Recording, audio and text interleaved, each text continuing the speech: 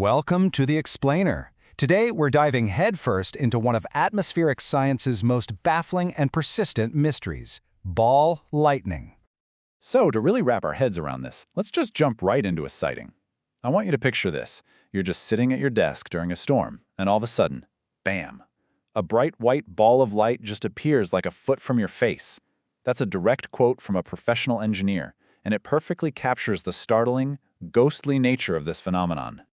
To even begin to tackle this puzzle, we've got to figure out what we're actually looking for, right? What separates these strange accounts from other, more common storm phenomena? I mean, for centuries, people have been telling these incredible stories. Luminous spheres floating through rooms, dancing down airplane aisles. But to get serious about this, we need a clear, scientific definition of what we mean when we say ball lightning. And this is super important. We have to be clear about what ball lightning is not. It's not bead lightning. That's just a regular lightning strike breaking up. And it's definitely not St. Elmo's fire. That cool plasma glow you see on a ship's mast. That's always stuck to something. The thing that makes ball lightning so unique, so weird, is that it's a totally free-floating, independent sphere of light. All right, so let's play detective here. We're going to build a profile of our unidentified phenomenon, treating it like a proper case file, based on thousands of reports that have been collected for over 100 years. So, first up, size. What are we looking at? Well, eyewitnesses consistently say it's about 30 centimeters, so, roughly the size of a bowling ball. And its appearance, just as quick. It's fleeting. The typical lifespan is only around 5 seconds. Gone in a flash, although some people swear they've seen it last much longer. And you know what's really wild? The consistency in these reports over time is just incredible.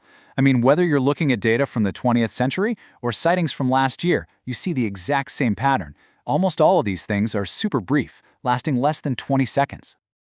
Okay, so when you sift through thousands of these accounts, a surprisingly clear picture starts to form.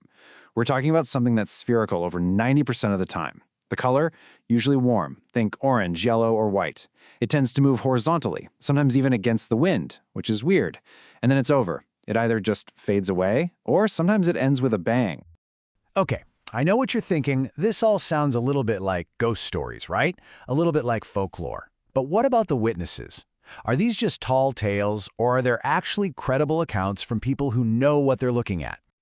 Well, to deal with that very natural skepticism, it's really important to point out that a ton of these reports come from people who are literally trained to observe and document weird stuff objectively. We're talking about pilots, meteorologists, and even physicists. Just check out some of these examples from the history books. In 1963, a radio astronomer sees a glowing sphere just cruise down the aisle of a commercial flight. Then you've got a meteorologist back in '38 who saw one come into the plane's cockpit.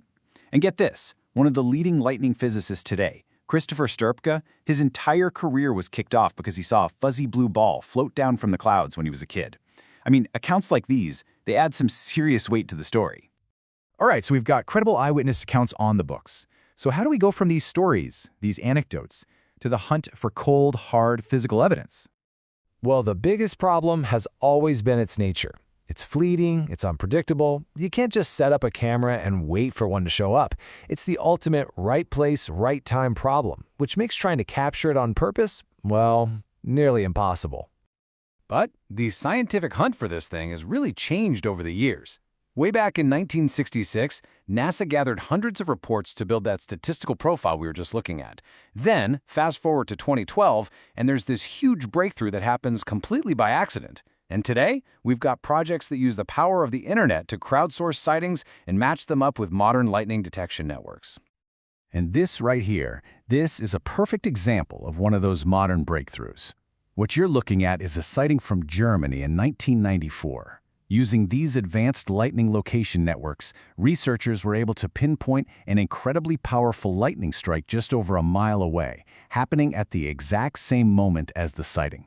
This is how science takes a story and turns it into real data. Now, about that super lucky capture in China back in 2012, it was an absolute game changer. Why? Because of what the light itself told us. When they analyzed its spectrum, it showed these strong signals for silicon, iron, and calcium. And where do you find those elements? They're the main ingredients in soil. This was the first piece of hard evidence supporting one of the biggest theories, that a powerful lightning strike basically vaporizes the ground, creating this floating, glowing ball of silicon. But even with these incredible clues, the case is far from closed. In fact, it's still wide open, leaving us with one of science's most fascinating and honestly most stubborn mysteries. Right now, there are dozens of theories floating around, but these are kind of the big three. There's the vaporized silicon idea we just talked about, which is a real contender. Others think it could be microwaves that get trapped inside a bubble of plasma, or maybe even a super complex, self-contained knot of electromagnetic fields. The problem?